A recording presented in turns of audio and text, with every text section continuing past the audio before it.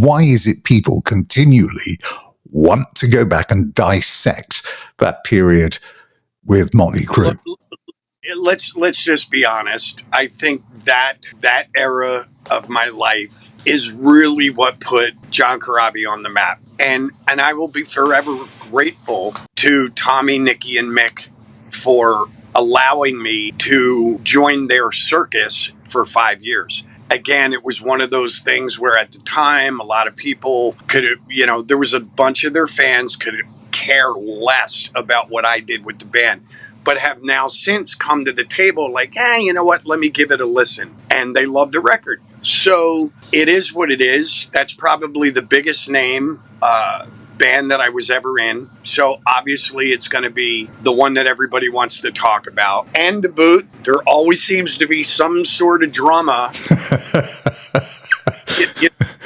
There's an endless pot of drama that they can, now everybody's asking me about the Mick thing. Before it was like, what do you think about Tommy being in prison? Then it was like, oh, Nikki's getting a divorce. Oh, hey, did you hear about Vince's DUI? And I'm like, yeah, I heard it. Like, seriously, just let it go.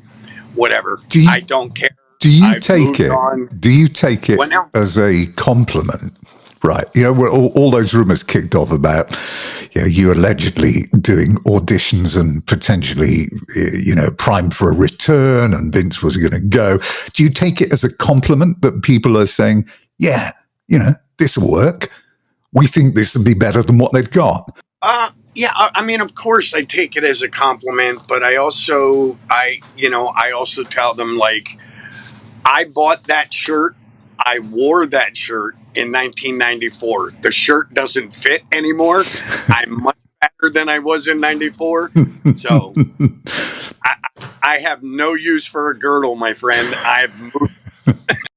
Well, I was John Corabi of the Dead Daisies, and there's much more to the man, as you will hear in the new edition of the Classic Rock Podcast. We talked to John from Nashville live earlier on this week, and you'll be able to hear the full feature in the next episode. And it goes right the way back to the beginning when he was switched on to music for the very first time, listening to the sound of the Beatles on the Ep Sullivan Show back in the late 60s, and how he came as well to be in the Dead Daisies and then came back on board again this year. The show will be available very shortly on the website at www.theclassicrockpodcast.com.